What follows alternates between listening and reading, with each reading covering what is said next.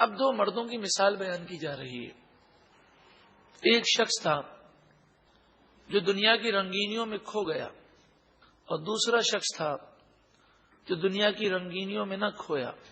اس کی نظر میں سب سے اہمیت اور فوقیت آخرت کو حاصل ہے۔ فرمایا وَاضْرِبْ لَهُمْ مَثَلَ الرَّجُلَيْنِ، آپ ان لوگوں کے لیے دو مردوں کی مثال بیان کیجیے۔ جَعَلْنَا لِأَحَدِهِمَا جَنَّتَيْنِ مِنْ أَعْنَابٍ، ان دونوں میں سے ایک کو ہم نے انگوروں کے دو باغات عطا کیے۔ وَحَفَفْنَاهُمَا بِالنَّخْلٍ، اور ان دونوں باغات کو کھجور کے درختوں سے ہم نے گھیر لیا، یعنی بیچ میں انگور کی بیلیں ہیں اور چاروں طرف اس باغ کے کھجور کے درخت ہیں۔ انگور اور کھجور کی مثال دی گئی کیونکہ عرب کے لوگ ان دونوں باغات کو مالداری کا بہت بڑا سبب سمجھتے تھے۔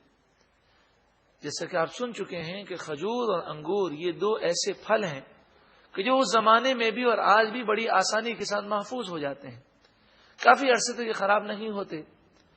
انگور کشمش اور منقے کی صورت اختیار کر کے کئی سالوں کے لیے محفوظ ہو جاتا ہے، اور کھجوریں وہ چھوارے کی شکل اختیار کر کے کئی سالوں کے لیے محفوظ ہو جاتی ہیں۔ ورنہ سیب ہے اور اس طرح کے دیگر جو پھل ہیں، مثلا کیلا ہے، تربوز ہے، امرود ہے، یہ ایسے پھل ہیں کہ اگر نہ بکیں تو نقصان ہو جاتا ہے۔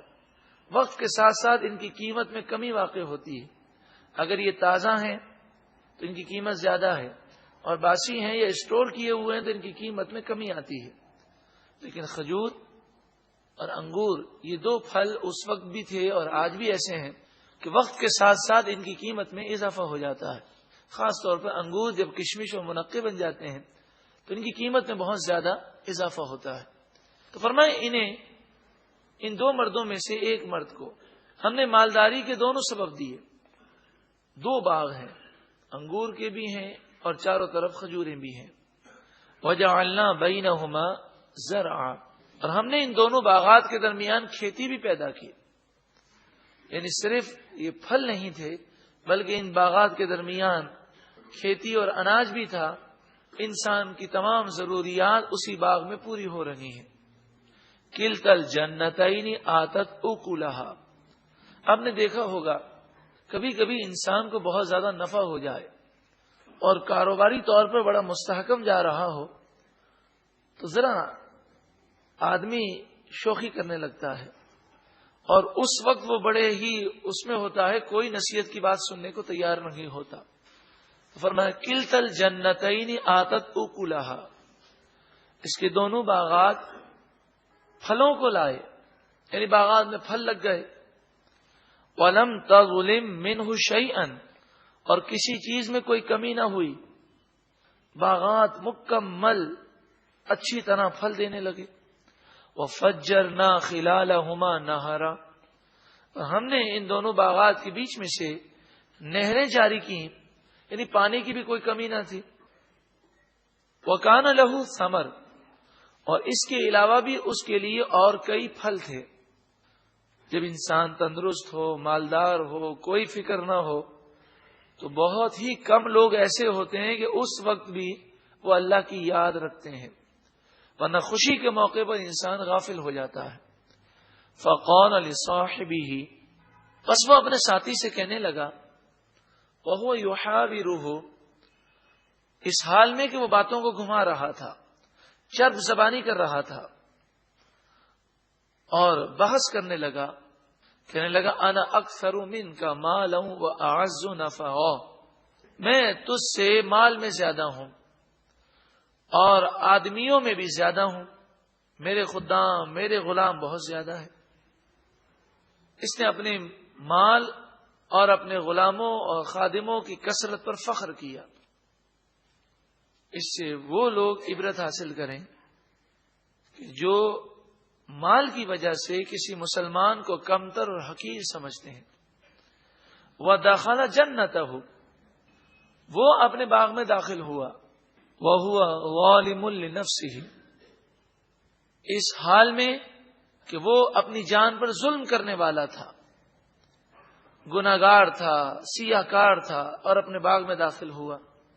پھر باغ کی فراوانی جب دیکھی تو کہنے لگا پہلی بات تو یہ ہے کہ میں قیامت کے بارے میں کوئی یقین نہیں رکھتا.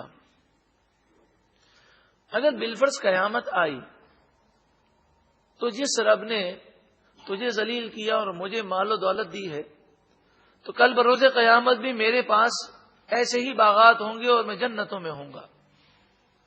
اس طرح اس نے نعوذ باللہ من ذالک ایسی باتیں کہیں. اس مسلمان کو چڑھانے کی کوشش کی، اس کی تحقیر اور اس کو ذلیل کرنے کی کوشش کی کہ آج تم محروم ہو تو کل بروز قیامت میں تم محروم رہو گے. قال ما اظن ان تبید هذه ابدا، کہنے لگا میں گمان نہیں کرتا کہ یہ باغ کبھی بھی فنا ہوگا. اگر میں مر بھی گیا تو یہ باغ میرے ساتھ رہے گا، اور اگر ہمیں اٹھنا ہوا تو یہ باغ میرے ساتھ اٹھے گا. وما اظن الساعة قائمة، اور میں قیامت کے قائم ہونے کے بارے میں کوئی گمان نہیں رکھتا، قیامت کے بارے میں اس کا عقیدہ نہیں ہے. وَلَئِن رُدِدتُّ إِلَىٰ رَبِّي، اور اگر بالفرض میں اپنے رب کی طرف لوٹایا گیا، لَأَجِدَنَّ خَيْرًا مِّنْهَا مُنْقَلَبًا، تو ضرور اس باغ سے بہتر پلٹنے کی جگہ پاؤں گا. ان میں ان لوگوں کے لیے عبرت ہے کہ کام کرتے ہیں جہنم میں جانے والے اور امید رکھتے ہیں جنت کی.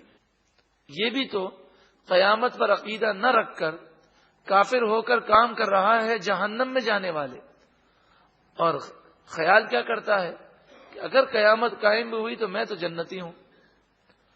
قال له صاحبه، اس کے ساتھی نے اس سے کہا جو مومن تھا، وهو يحاوره، اس حال میں کہ یہ مومن ساتھی اسے جواب دے رہا تھا، اکفرت بالذی، کیا تو نے اس ذات کا انکار کیا، خلقک من تراب، جس نے تمہیں مٹی سے پیدا کیا، ثم من نطفۃ، پھر نطفے سے پیدا کیا، بے وقت، ایک پانی کے قطرے سے پیدا کیا، ثم سواک رجلا، پھر تجھے ٹھیک ٹھیک ایک مکمل مرد بنا دیا.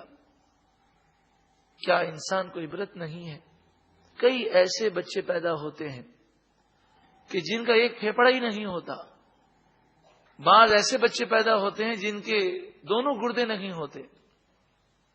اللہ تعالیٰ نے ہمیں عیب سے پاک پیدا کیا، ہمیں تندرست پیدا کیا، یا ہماری اولاد تندرست ہے تو کیا ہم نے شکر ادا کیا؟ کیا ہم نے اللہ کی فرما برداری کی؟ کیا ہم نے اللہ کو ناراض کرنے والے کام چھوڑ دیے؟ ہم اللہ کی نعمتوں پر جتنا شکر ادا کرے وہ کم ہے. یہ بات اسے سمجھائی. لَٰكِنَّهُ اللَّهُ رَبِّي، اس نیک شخص نے کہا سن لو وہ اللہ میرا رب ہے. وَلَا أُشْرِكُ بِرَبِّي أَحَدًا، اور میں اپنے رب کے ساتھ کسی کو بھی شریک نہیں ٹھہراتا، مد مقابل نہیں سمجھتا. وَلَوْلَا إِذْ دَخَلْتَ جَنَّتَكَ، جب تو اپنے باغ میں داخل ہوا، قلتا، تو تو نے یہ کیوں نہیں کہا ما شاء اللہ لا قوت الا باللہ. تو جب باغ میں داخل ہوا تو تجھے یہ کہنا چاہیے. ہمیں یہ تو معلوم ہے کہ کسی چیز کو دیکھیں اور وہ اچھی لگے تو کہو ما شاء اللہ لا قوت الا باللہ، لیکن اس کی لاجک کیا ہے، اس کے پیچھے کانسیپٹ کیا ہے، شاید ہم میں سے اکثر کو معلوم نہ ہو. ما شاء اللہ کے معنی ہے جو اللہ نے چاہا. لا قوت الا باللہ، ہم میں کوئی طاقت نہیں مگر اللہ کی دی ہوئی. مراد یہ ہے کہ بندہ کسی نعمت کو دیکھ کر عاجزی کا اظہار کرتا ہے. وہ جب ما شاء اللہ لا قوت الا باللہ پڑھتا ہے تو وہ کہتا ہے اے پروردگار یہ تیرا کرم ہے، تو نے چاہا تو ہمیں یہ نعمت عطا فرمائی، ورنہ ہم میں کوئی قوت نہیں ہے. کیا کبھی زندگی میں اس تصور کے ساتھ ما شاء اللہ لا قوت الا باللہ پڑھا ہے؟ انگریزوں نے بر صغیر میں آ کر مسلمانوں کو قرآن کی زبان عربی سے اتنا دور کر دیا کہ ہم نماز بھی پڑھتے ہیں تو ہمیں معلوم نہیں کہ ہم کیا پڑھ رہے ہیں. کاش ہم اپنا وقت لگائیں، کم از کم نماز کا ترجمہ تو یاد کر لیں، تاکہ جب ہم نماز پڑھ رہے ہوں تو ہمیں معلوم ہو کہ ہم رب کی بارگاہ میں کیا عرض کر رہے ہیں. اور جو کلمات ہم اکثر کہتے ہیں ان کلمات کی لاجک، ان کا کانسیپٹ اور ان کا مفہوم تو سمجھ لیں. اسی طرح ہم کہتے ہیں لا حول ولا قوت الا باللہ العلی العظیم. جب بھی کوئی شیطان کا حملہ ہو تو بھی کہتے ہیں. حی علی الصلاح اور حی علی الفلاح سن کر بھی کہتے ہیں. لیکن کبھی اس کے کانسیپٹ پہ غور کیا؟ اس کے معنی کیا ہے؟ لا حول ولا قوت الا باللہ. نیکی کرنے کی قوت مجھ میں نہیں ہے، گناہ سے بچنے کی طاقت مجھ میں نہیں ہے، مگر اللہ تعالیٰ توفیق عطا فرمائے تو ہم نیکی بھی کریں گے اور گناہوں سے بھی بچ جائیں گے. اپنی عاجزی کا اظہار ہے. مؤذن کہہ رہا آؤ نماز کی طرف، آؤ بھلائی کی طرف، تو اب وہ اپنے قدم مسجد کی طرف بڑھا رہا ہے اور ساتھ میں یہ پڑھ بھی رہا ہے اور کہہ رہا ہے کہ یہ میں مسجد کی طرف جا رہا ہوں، میرا کوئی کمال نہیں، میرے رب کا فضل ہے. کیا اس کانسیپٹ کو ہم نے کبھی سمجھا؟ ورنہ ذہن میں سوال آتا ہے کہ لا حول ولا قوت الا باللہ تو لوگوں میں مشہور ہے شیطان کو بھگانے کے لیے. کوئی غلط بات ہم سن لیں تو کہتے ہیں لا حول ولا قوت الا باللہ. لیکن یہاں ہم اذان سن رہے ہیں حی علی الصلاح حی علی الفلاح، تو حضور نے اس موقع پر ہمیں سکھایا کہ پڑھو لا حول ولا قوت الا باللہ. تو کبھی کبھی وسوسہ آتا ہے بھئی ایسا کیوں ہے؟ تو جب اس کے مفہوم کو سمجھ گئے تو اب بات واضح ہو گئی کہ ہم مسجد کی طرف جا رہے ہیں، ہمارے دل میں غرور نہ آ جائے کہ ہم نیکی کر رہے ہیں، یہ ہمارا کیا کمال ہے، یہ اللہ کا فضل ہے. ان ترنی، اگر تو مجھے دیکھتا ہے، انا اقل من کا مالا و ولدا، کہ میں مال میں اور اولاد میں تجھ سے کم ہوں، تو دیکھ دنیا کی زندگی بڑی مختصر ہے. اللہ تعالیٰ کسی کو مال دنیا میں دے کر آزماتا ہے اور کسی سے مال لے کر آزماتا ہے. مال کا ہونا نہ ہونا اللہ کی ناراضگی یا اللہ کے راضی ہونے کی کوئی دلیل نہیں ہے، بلکہ اللہ اس سے راضی ہے جو متقی اور پرہیزگار ہے. فعسا ربی ان یؤتینی خیرا من جنتی کا، پس ان قریب میرا رب مجھے تیرے باغات سے بہتر باغات عطا فرمائے گا. وَيُرْسِلَ عَلَيْهَا حُسْبَانًا مِّنَ السَّمَاءِ، اور اللہ تعالی تیرے ان باغات پر آسمان سے بجلیاں نازل فرمائے گا اور تیرے یہ باغات تباہ ہو جائیں گے.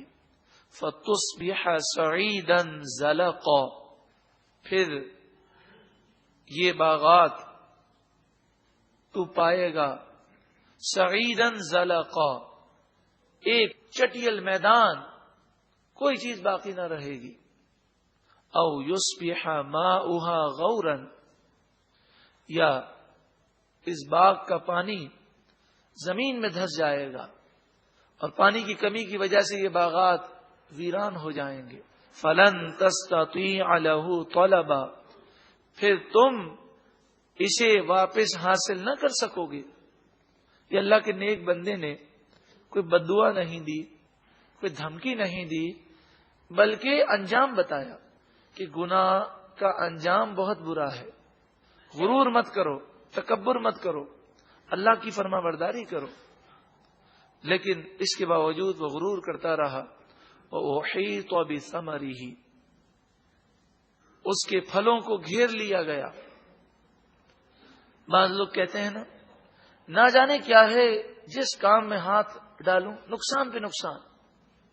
انسان یہ غور کرے کہ ہمیں ڈھیل ملی، اللہ نے نعمتیں دیں، 20 سال 30 سال ہم نعمتوں میں پلتے رہے لیکن پھر بھی گناہ کرتے رہے. جب توبہ نہ کی تو کہیں ایسا تو نہیں یہ گناہوں کی سزائیں ہوں. وَأُحِيطَ بِثَمَرِهِ، اس کے پھلوں کو گھیر لیا گیا اور نقصان پہ نقصان.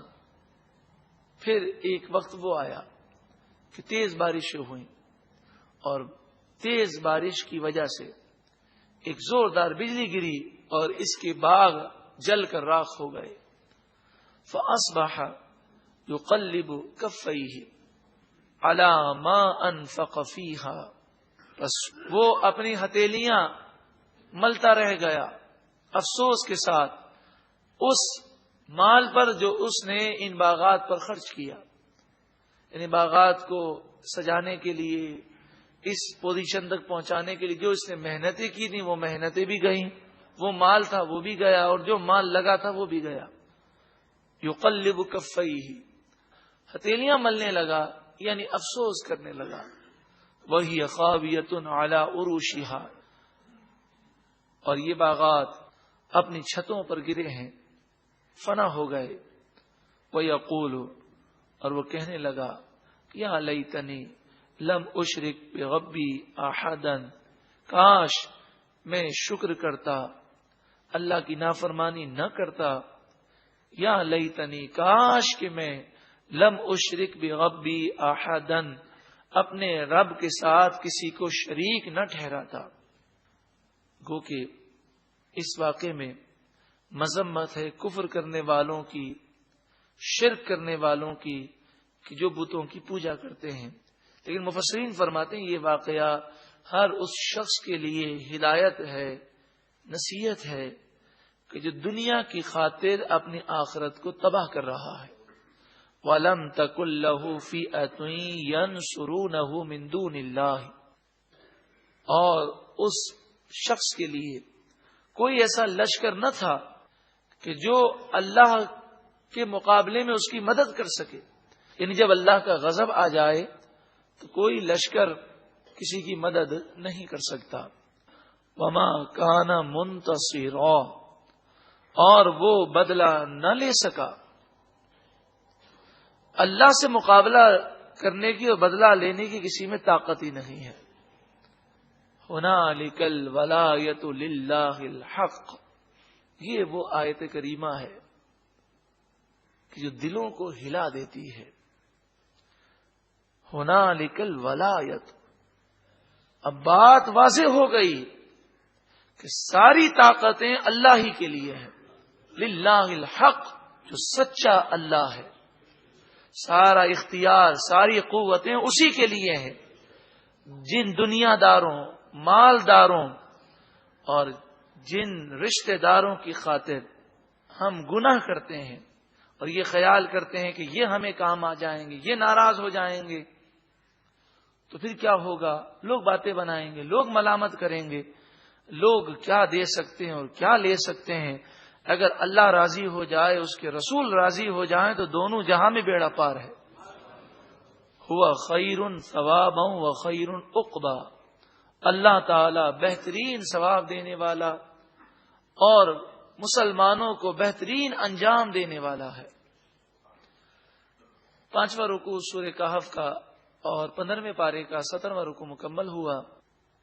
اللہ تبارک و تعالی ہمیں اس قلیل، بے وفا، فانی، مختصر، غرض مطلب کی دنیا کی حقیقت سمجھتے ہوئے اس کی محبت سے ہماری جان اللہ تعالی چھڑا دے، کرم کر دے اور دنیا کی محبت ہمارے دلوں سے نکل جائے.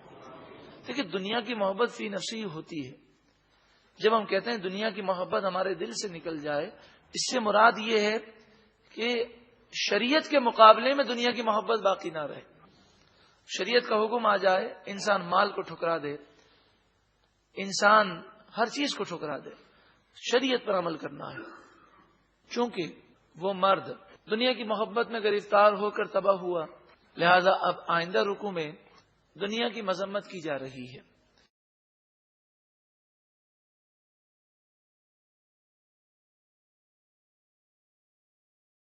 اب 2 مردوں کی مثال بیان کی جا رہی ہے.